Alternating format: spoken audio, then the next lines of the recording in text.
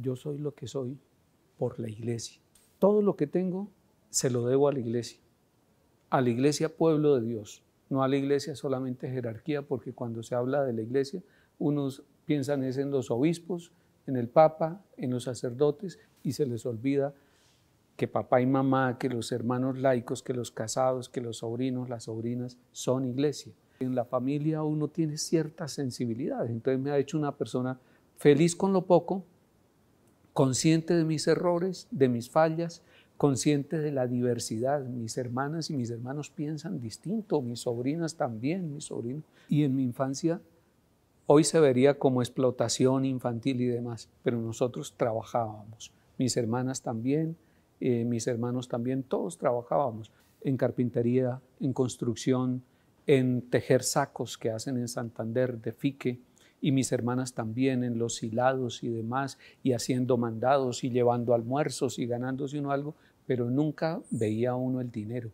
Siempre todo lo que se ganaba era para, digamos así, el fondo familiar, y mi mamá que tenía que vérselas con el mercado, porque hacer comida para 12 y ellos 14, y a veces estaba la abuela 15 y a veces llegaban unos tíos, toca hacer bastante arroz, bastante frijoles para todos. Los que me conocen en San Gil saben que no era un ángel, que era normal, tampoco era un vago, porque trabajábamos mucho, pero éramos normales, sin pretender santidades que no existen, pero algo sí, era muy importante. Todos los domingos misa y comunión. Nosotros le negociábamos a mi papá, no vamos a la misa de 10 porque nos corta la mañana, no vamos en la noche porque es que en la noche es mejor ir con las amigas o eso.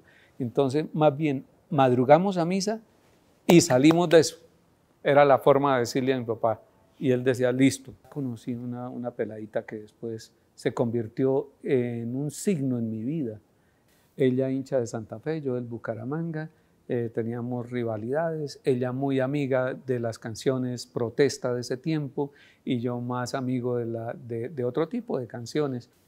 Jugamos mucho ping-pong, mirábamos a quién le salían mejor las notas en el año, si a ella o a mí.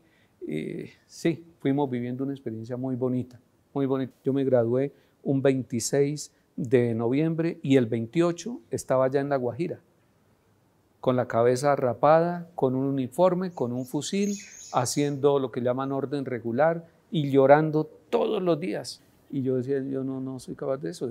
A pesar de que ya tenía 18 años, de todas maneras yo seguía siendo muy niño, muy de la casa, muy del hogar. Entonces sufrí mucho.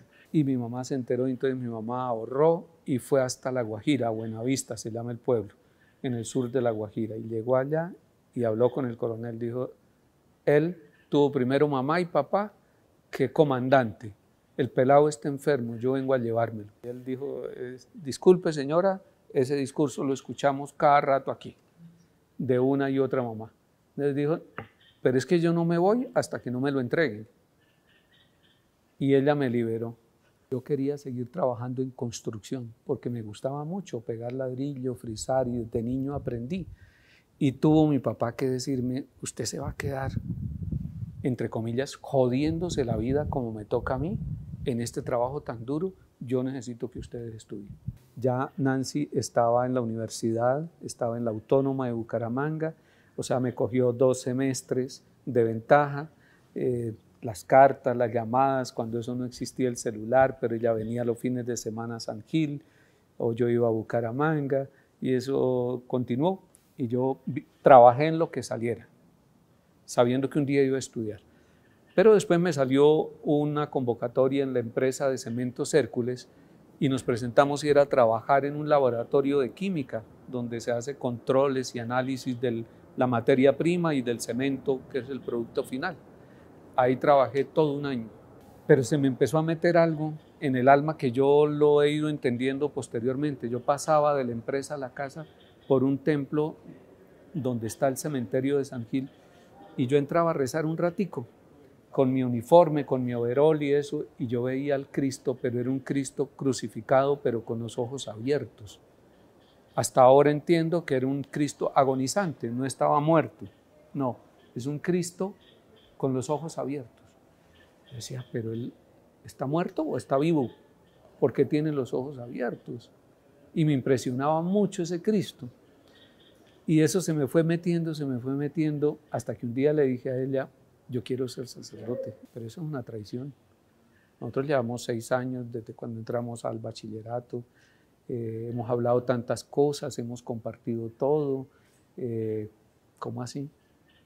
¿Eso qué es lo que le pasa a usted? ¿O qué le hice? ¿O qué? Y empezó a llorar. Y claro, para mí es una cosa muy difícil verla a ella llorando. Nunca se me olvidará. Pero yo no lograba explicarle. Mi familia tampoco lo entendía. Entonces mi papá ya tenía 60 y algo de años, estaba enfermo, ya casi no le daban trabajo y mi mamá me sentó y me dijo, hijo, no haga eso, no se vaya para el seminario. Usted va para el seminario y su papá ya no le dan trabajo. Usted está pagando la luz, el agua. Nos metimos a empacar la nevera, el primer teléfono fijo que tuvimos, el televisor. No, ¿cómo va a ser que usted se va a ir y todo eso qué? Su hermano no tiene trabajo. Y después le dije a mi papá, porque él me vio así acongojado en esas semanas, y me dijo, váyase, si eso es lo que usted quiere, pero sepa que si se va, haga las cosas bien, y eso Dios no nos va a faltar. Yo ni siquiera había ido a una convivencia vocacional, sino que había ido a buscar a Monseñor Víctor Manuel López Forero, que era el obispo, y entré y pedí, yo quiero hablar con el obispo, y el obispo pues le llamó la atención de que un muchacho de 19 años pidiera hablar con el obispo, y me atendió, y me dijo, ¿qué le pasa? Y le dije, yo trabajo en Cementos Hércules, yo quiero como ser sacerdote, pero ¿eso cómo es, señor obispo? Entonces él se rió, me atendió, era una persona muy seria, muy respetuosa, y me dijo, ¿usted tiene novia? Yo dije, si le digo que sí, me dice, váyase. No sé cómo será eso. Y yo le dije, no, así como tal, no. Y entonces él me dijo, es bueno que consiga una amiga, que usted experimente su afectividad, que interactúe con ella, esas cosas. Salí aburrido de ese diálogo. Fui y le dije al párroco de ese tiempo, que en paz descanse ahora, y me dijo, usted es el hijo de Luis Emilio y Socorro. Yo sí conozco su familia, pero yo no le doy la carta para el seminario. Entonces, otra puerta que se me cerraba. Entonces, el capellán del colegio, Guanentá, dijo, yo sí le doy una carta. Yo digo que usted aquí es buen estudiante y que no tiene problemas. Y esa carta me salvó. Y yo ya tengo 33 años de ordenado. Y en mi vida han pasado tantas cosas porque a los 27 años de edad, Monseñor Leonardo Gómez Serna me nombró párroco y me dijo, usted ya está preparado, ya está maduro, usted le ha ido bien en el seminario, vaya a tal parroquia, se llama Albania, ahora es de la diócesis de Vélez, en ese tiempo era de la diócesis de Socorro y San Gil. Me dijo, son 7 horas de aquí a allá. Quiero advertirle que allí se han retirado 4 sacerdotes por distintos motivos. Uno por alcoholismo, otro porque se enredó con una dama y eso, pero yo confío en usted. Y le dije, listo. Y me di cuenta de una cosa, que uno en el seminario aprende la teoría, pero que uno aprende a ser cura con la gente.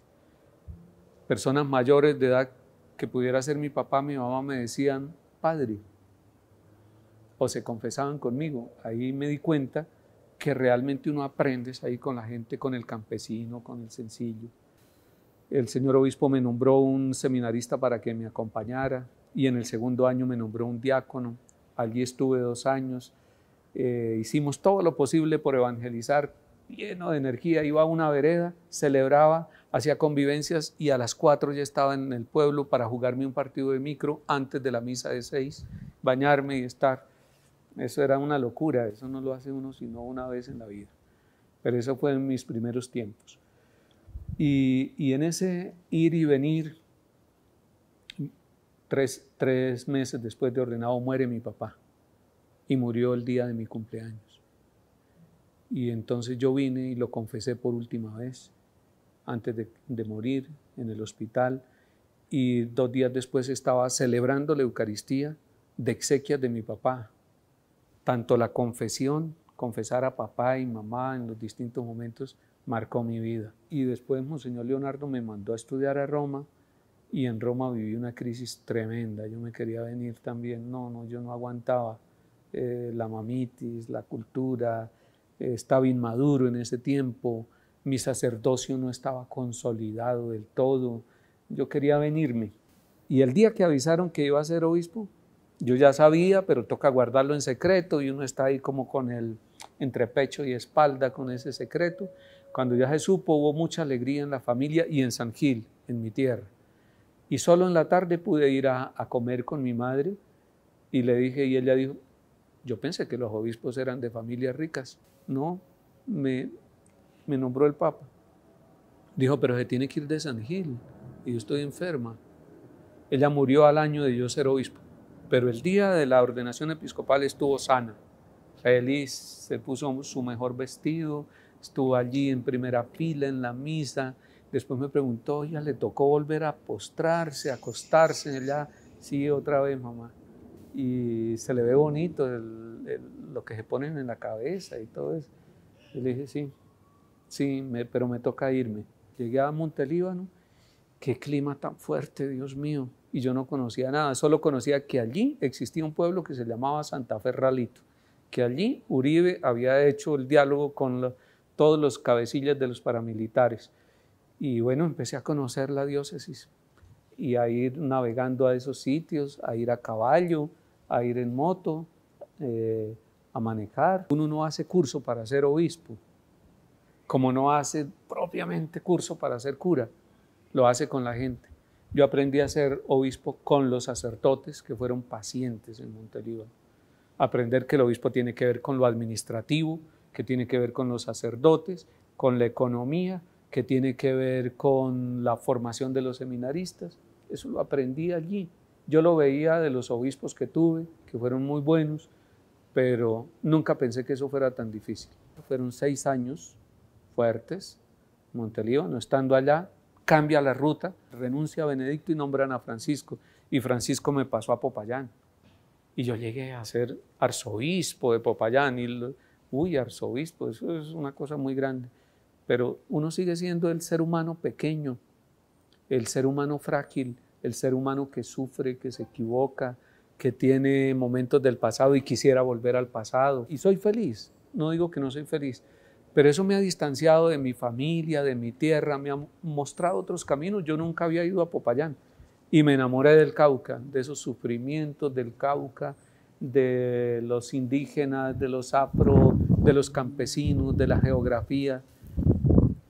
Y estando allí ya contento, recorriendo todas las parroquias que las alcancé a recorrer todas y a celebrar en todas, el mismo Papa Francisco me llama a través del nuncio Montemayor y me dice, usted va a ser el nuevo arzobispo de Bogotá. Y le dije, no puede ser.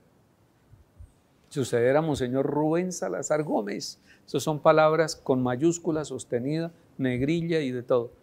Le dije, pero es que me faltan 2 meses para cumplir 2 años aquí. Bueno, el Papa lo nombró. Tiene que venirse para Bogotá. Bogotá, Dios mío. Llegué en plena pandemia. Llegué en el 2020, el 11 de junio. La posesión fue con 17 personas en la catedral. Todos lo transmitieron. La ciudad estaba cerrada, confinamiento preventivo. Gracias a Dios tenía 2 buenos obispos auxiliares en ese momento, Monseñor Luis Manuel Alí y Monseñor Pedro Salamanca, y ellos empezaron a acompañarme en los arciprestazgos. Y llegábamos a los arciprestazgos. Bogotá tiene 50 arciprestazgos y llegábamos a cada uno de ellos a rezar, y eso con tapabocas, con alcohol en la mano, un tapete con alcohol, hasta los carros los desinfectaban y nadie por las calles de Bogotá. Y encontrarme con los sacerdotes que estaban preocupados, tristes, con los templos cerrados.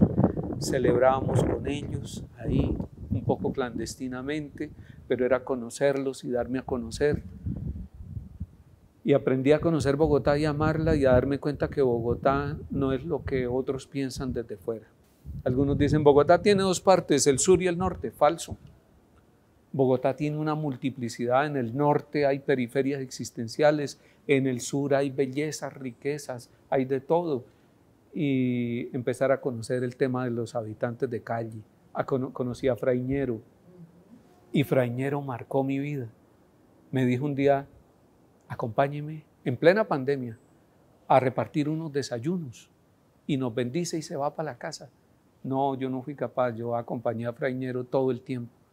Lo bendije los desayunos, ayudé a repartir, me interesé por él me fue contando cómo son los habitantes de calle, me fui dando cuenta que ellos nos pertenecen como iglesia.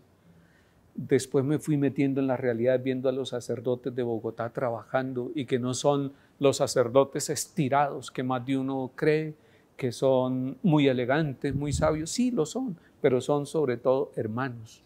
Y yo me he sentido rodeado de hermanos. Ahora Dios me dio otro obispo auxiliar, un señor Germán Medina, y con ellos comparto la vida. Yo siempre desde el comienzo les dije, no pretendo saberlo todo. En Bogotá hay sacerdotes que tienen 1, 2, 3 doctorados. Yo tengo una licenciatura, pero tengo un aprendizaje con el pueblo, con la gente, en los distintos climas, en las distintas regiones. Y ese título no está allá, está dentro de mí. En Bogotá he podido estar con los altos responsables del gobierno, con el presidente Duque, con el presidente Petro, con los ministros, con las 2 vicepresidentas, cada una con su estilo, con las universidades. He estado celebrando, predicando en las universidades, dando charlas, con los habitantes de calle, con los campesinos, porque la Arquidiócesis de Bogotá tiene 14 parroquias rurales, que algunos no se las imaginan. Con los candidatos a la alcaldía hicimos el encuentro con todos los 8 ya, sin cámaras ni micrófonos, sino relacionándonos, creando clima de confianza, tejiendo en relación humana con ellos. Y yo me siento acompañando la conferencia episcopal, sirviendo y aprendiendo con los laicos, con ustedes, con la situación del país. Y ahora me llegó esto y he sufrido mucho porque no estaba preparado.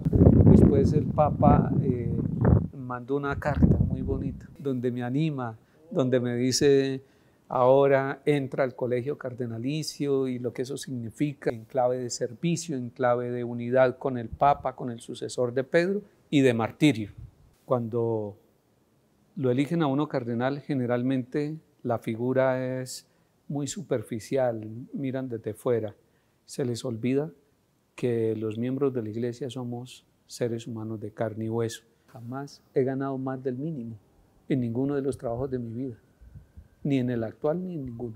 No acepto ganar más del mínimo, por una razón, porque mi papá nunca ganó más del mínimo vigente que haya, y porque muchos de mis hermanos y hermanas que tienen 4 hijos, que tienen nietos, porque rapidito las sobrinas y ya tienen otros hijos y llegan todos a la casa, ellos con un mínimo hacen milagros. Entonces yo no me siento bien ganando más de un mínimo. Yo ahora que estoy en esta situación miro hacia atrás y digo: Dios mío, la vida me la ha ido cambiando el Señor y he cometido muchos pecados, pero yo he sido misericordiado por el Señor.